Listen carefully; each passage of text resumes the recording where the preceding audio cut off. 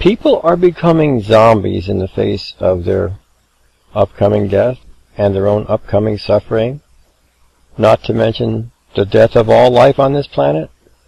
Do an internet search on apocalypse, the word apocalypse, and note how little, if anything, is posted about the urgency or the emergency of our current situation. In fact, it comes across as a big party on a South Pacific island in a hotel that everyone there knows will not survive the incoming tsunami or killer hurricane, but in the meantime are drinking themselves silly and drugging and going to party their way to the end. That is not a rational response to the end of all life. However, other responses have machismo aspects to them, including that one, by the way. Indeed, most sites about apocalypse have that common message. Check it out. The theme, now look deeply, if you're not used to picking up on people's motives offhand, the theme goes something like this. Well, folks, we're all gonna die, but big deal, I'm so fucking macho, I'll laugh at death. Here, let me prove it to you. Come here, death, right up to my face. See, everybody, how I look directly into this face of death? Now watch as I spit directly into this face. Spits. See that? So who cares? Not convinced? Then watch, and I'll show you. See the face of death that I'm holding and facing? Watch as I laugh in its face. Laugh directly in its face. Ha ha ha ha ha. See? Told ya. Well, see, it's, that's the way it comes across. It's like, apocalypse? Let me show you how tough I am. Not, well, what can we do to do something about it, to stop it? So, I have here a little dialogue, a fantasy dialogue, to give you an idea of just like insight into that and some alternatives. And I hope my point will be made and we can see a little better as to what's wrong with that. Getting back to that composite of what I was feeling was being portrayed by some of those sites where they're basically saying something like, hey, we're all going to die, but big deal. I'm so strong and macho, I laugh at death. Here, let me prove it to you. Well, dear listeners, were you able to see the motivations beneath such efforts? Granted that they are worthless as to either reversing apocalypse or even showing some sort of inspired vision in which it can be made acceptable or noble, if not avoidable. For those who don't see it yet, let me try something with something I'll call amalgamated machoapocalypto.com. Now, I'm about to go over to the website, the webmaster of that site, in imagination, and we'll just run a question or two past him, if you don't mind. Now, hang on while I fly myself over there, okay? Okay, I'm here now, and, hey, yo, dude, Deathface, Spitter, and Laugher. You know me? Well, heck yeah, you're in Google, you know. I understand you're surprised because, believe me, tagged with apocalypse like you, well, let's just say I don't have to lock the doors either, but there's probably more interest in you than what I do. Really? More interest in me? I like that. What do you do then? On my side, I tell the truth, you know. Tell them that it's very, very bad and looks impossible unless people wake up on a massive scale and decide unequivocally to live. Stuff like that. Ha!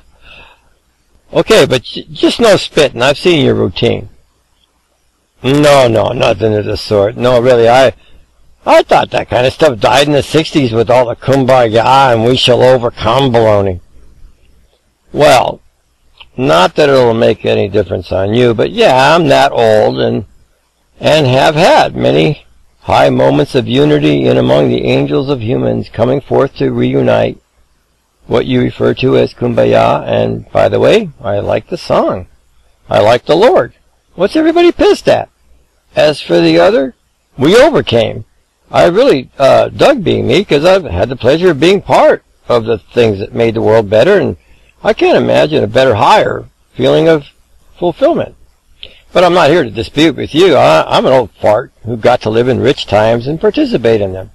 You're a young, well, younger than me person, who was apparently born at around the time all the things my kind were working for were deemed a threat to the status quo, and so And so they, the powers that be, created the misinformation, the scapegoating, the slander, and the machismo cynicism with its connotation that it was better to have that than feeling life.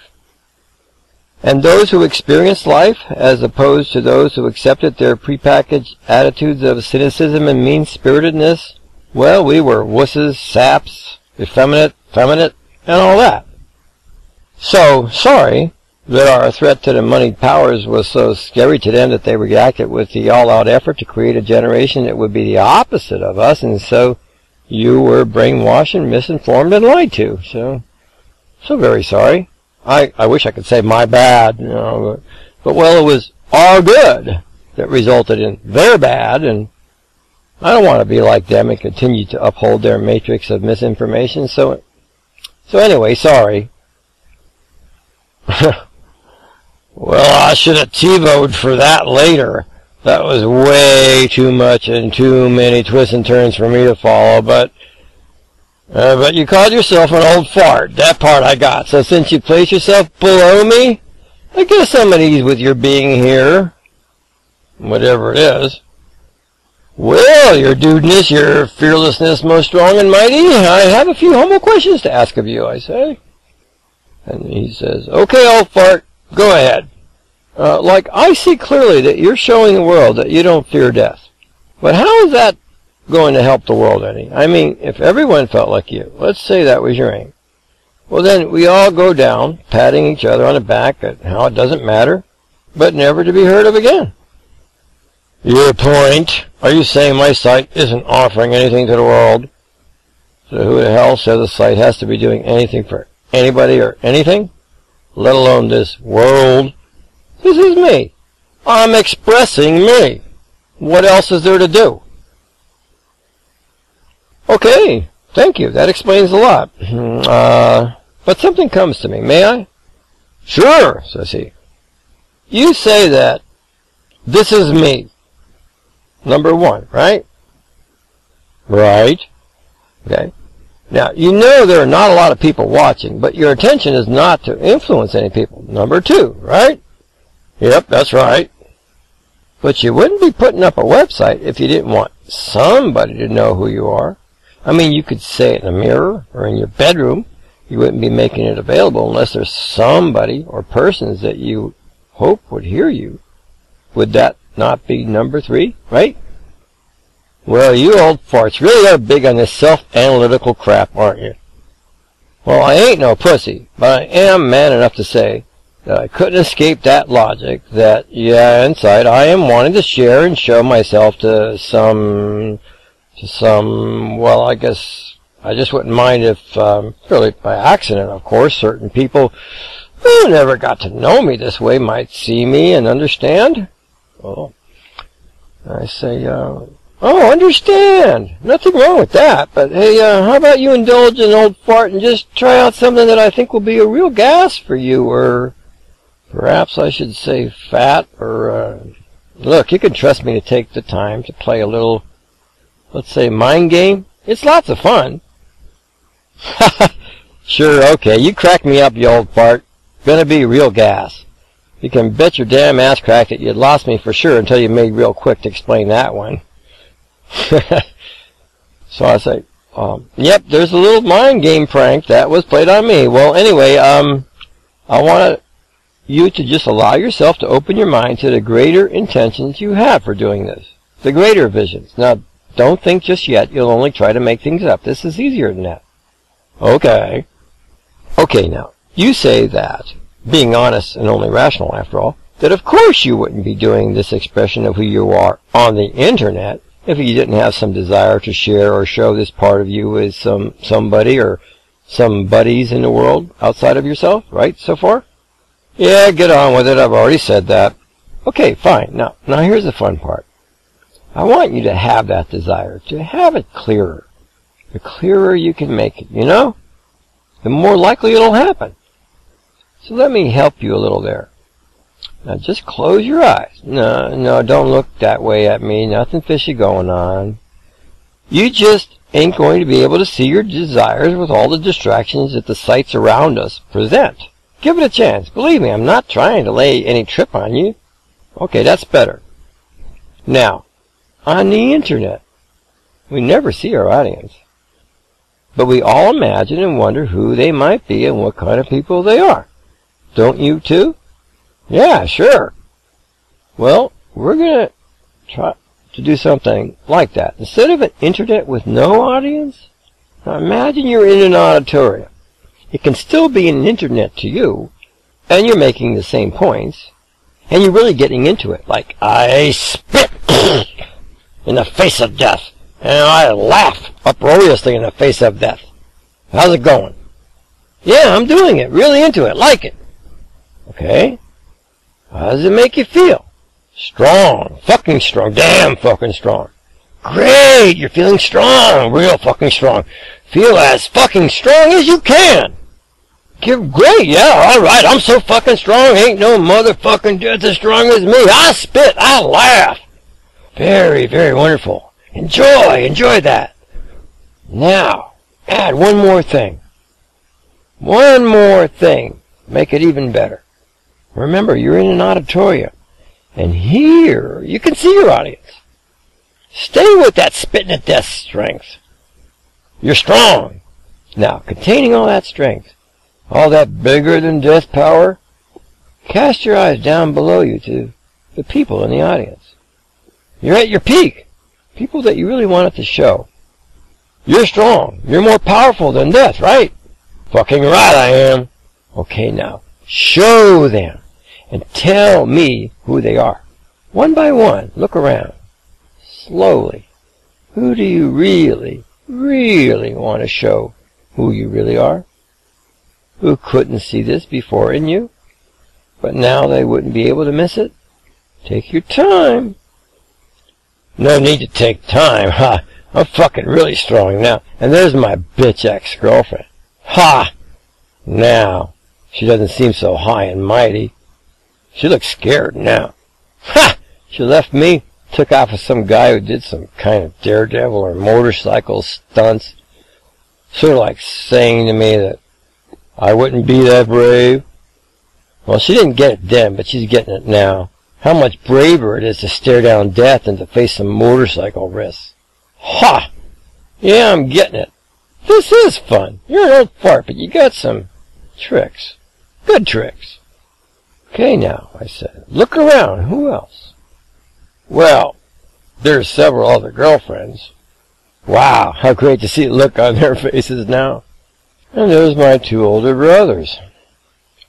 I really wanted to be like them and hang out with them, but they made it like I wasn't big or tough enough.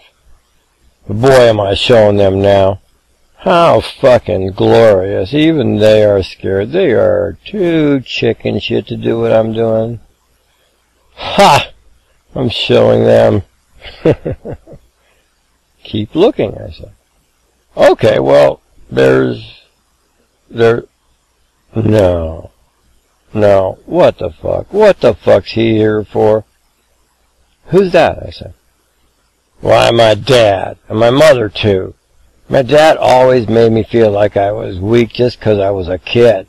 Why wouldn't I be weaker than a grown man? That bastard never gave me credit for having the strength I've got. And yet, how strong is he? Just because he can put down my mom, who would never fight back? I said, look into his face. Did you show him? Does he finally see? Not sure. He's kind of looking down. Look more closely. Zoom in. Okay. Oh my God, that motherfucking bastard, that prick. What's going on? Well, he's even angrier now. He's thinking, what kind of pussy son he's got, who's play acting all over the internet about how tough he is. But that's not being tough. He's thinking. Why, that's fuck. He never did understand anything I did. He put down everything I did.